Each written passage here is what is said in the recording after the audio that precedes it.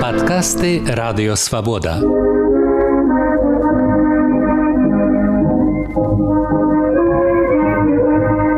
Падарожжа ў БНР з Сергеем Шупам.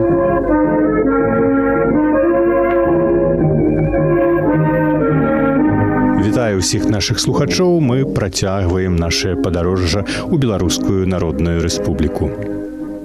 Адкуль жыхары Менску ў 18 годзе даведваліся, што адбываецца ў горадзе і ў свеце. Апрача вулічнага тэлеграфу, адзіным рэгулярным сродкам масавай інфармацыі на той час былі газеты. Якія штодзённыя газеты выходзілі ў Менску часоў БНР. Выбар быў даволі шырокі на ўсіх мясцовых мовах і на ўсе грамадскія густы. У канцылярыю народнага сакратарыяту БНР дасылаліся штодня гэткія газеты. Ліберальна-кадэцкая мінская газета, арыентаваная на габрэйскую грамадскасць расейскай культуры, ліберальна-буржуазны мінскі голас, незалежная мінская мысль, эсэраўскае дзела труда, польская беспартыйная дэмакратычная дзеннік мінскі, беларускія крыху лявейшая вольная Беларусь і крыху правейшы беларускі шлях і бундаўскі дер Векер. І ўсе яны пісалі пра БНР. На права быць мясцовай уладай пад нямецкай акупацыяй прэтэндавалі не толькі структуры БНР, якія абапіралі сваю легітымнасць на грунце прадстаўніцтва на ўсебеларускім з'ездзе. На з'ездзе фактычна не былі прадстаўленыя несацыялістычныя элементы, таму беларусы правых палітычных поглядаў, адсунутыя з беларускай палітычнай сцэны летам 17-го году, адчулі сябе па-за гульнёй і заявілі прэтэнзіі на месца пад сонцам. Яны ўтварылі менскае беларускае прадстаўніцтва і спрабавалі канкураваць з радай БНР. У выніку абодва бакі беларускага спектру здолелі дамовіцца, і 10 чалавек ад прадстаўніцтва былі кааптаваныя ў раду БНР. Гэтак у будынак БНР была закладзеная міна, якая да канца 18-го году яшчэ не раз выбухне. Яшчэ адна сіла, якая рвала коўдру на сябе. Рэшткі інстытуцыяў гарадскога і земскага самакіравання, што ўзніклі за некалькі месяцаў дэмакратычнай Расіі, а таксама дзеячы агульнарасейскіх партыяў і арганізацыяў. Ужо пасля абвяшчэння незалежнасці 25 сакавіка мясцовыя расейскія эсэры палічылі, што беларускія сепаратысты іх падманулі і адклікалі з народнага сакратарыяту сваіх сяброў. Урэшце, польская рада Менскай зямлі заявіла, што без яе гаворка пра мясцовую ўладу весціся не можа, што ўстаўныя граматы не маюць правамоцнасці і ні да чога нікога не абавязваюць.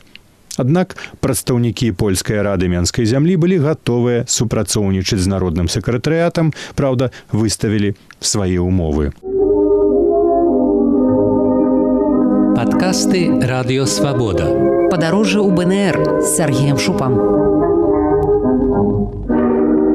У праекце статуту Рады БНР, падрыхтаваным у сакавіку 1918 году, ёсць адзін пункт, які дае ўяўленне пра рэальную геаграфію Беларускай Народнай Рэспублікі ў часе абвяшчэння незалежнасці. Так, у склад Рады маюць увайсці прадстаўнікі гарадоў. Цытую, да склікання ўсебеларускага з'езду гарадоў гарадская група прадстаўляецца 5 членамі Менскай гарадской і 5 членамі Магілёўскай гарадской думаў, запісана ў праекце. А дзе ж былі усе астатнія вялікія беларускія гарады, губернскія, а пазнейшыя абласныя цэнтры? А вось дзе. Віцебск у бальшавіцкай Расіі. Гомель і Берасце паводле берасцейскага міру ва Ўкраінскай Народнай Рэспубліцы, як это фармуляваў народны сакратарыят, часова акупаваная Украінай. Горадня пад нямецкай акупацыяй, рыхтавалася далучэнне яе да новай Польшчы, а Вільня у новаабвешчанай незалежнай Літве. Можна згадаць яшчэ Смаленск, дзе 1 студзеня 1919 году абвесцяць БССР. Смаленскае жыццё пад бальшавікамі ў 18 годзе маляўніча апісаў Максім Гарэцкі ў рамане «Дзве душы». Там адбываецца дзея другой часткі кнігі. А землі за дэмаркацыйнай лініяй, куды ходзяць у рамане беларускія актывісты, гэта і была БНР пад нямецкай акупацыяй. Народны сакратарыят неадкладна заняўся дзяржаўным будаўніцтвам. 3 красавіка была прынятая пастанова пра абвяшчэнне беларускай мовы дзяржаўнай і абавязковай мовай рэспублікі. Пры гэтым нацыянальным мяншыням Беларусі гарантавалася права карыстацца сваімі мовамі ў зносінах з дзяржаўнымі установамі.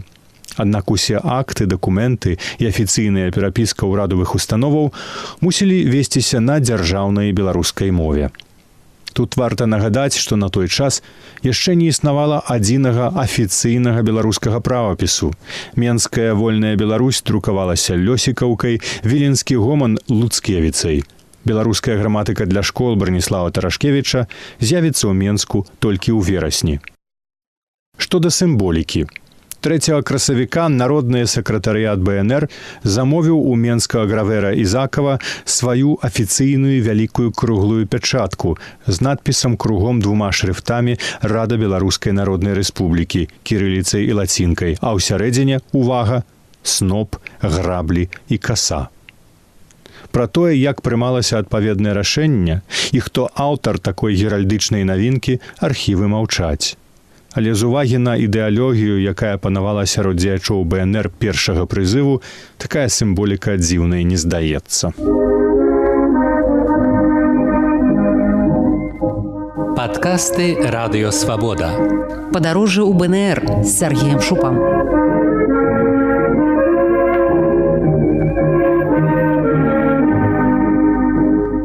На старце каманда БНР была амаль выключна сацыялістычнай.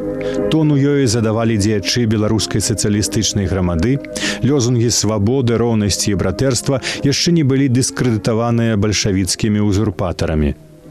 Аднак такі выразна левы кірунак, узяты Радай БНР, на думку галоўных стратэгаў незалежнасці, братоў Івана і Антона Луцкевічаў, абмяжоўваў магчымасці дыпламатычных манеўраў. Палітыкі правай арыентацыі на чале з буйным земляўласнікам Раманам Скірмунтам трымаліся ад занадта чырвонай БНР у Баку. Віленскія браты бачылі выйсце ў аб'яднанне і штурхалі да яго абодва флянгі беларускай палітыкі. Так, 7 красавіка Антон Луцкевіч пісаў Скірмунту і ягоным паплечнікам. Вы, як людзі свядомыя спраў палітычных больш, чым хто іншы, найлепей зразумееце вагу ролі, якая вам прыпадае.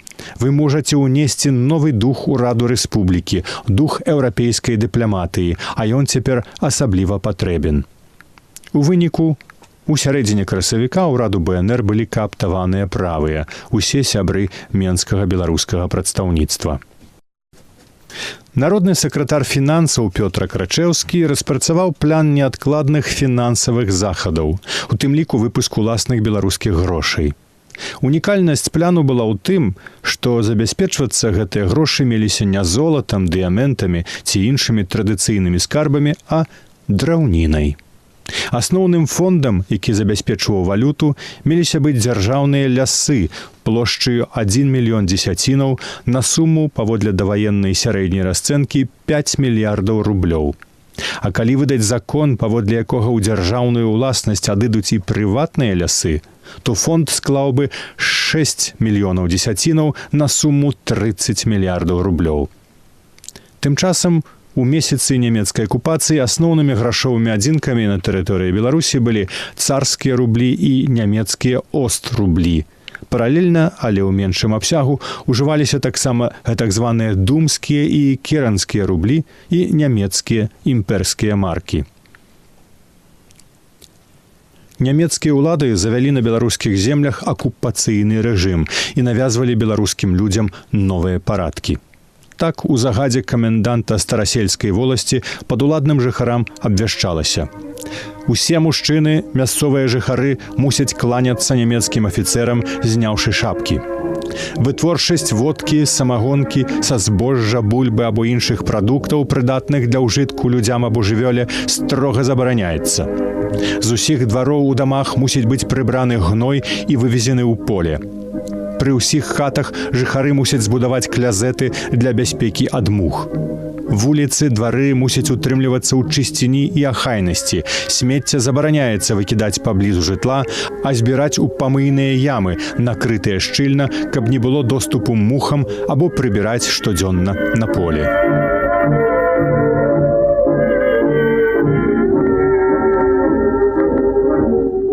Вы слухали падкаст Радыё Свабода. Наступны выпуск праз тыдзень. Усе падкасты свабоды ў інтэрнэце на адрасе свабода.орг. Штодня, у любы час, у любым месцы, калі зручна вам. Свабода.орг. Ваша свабода.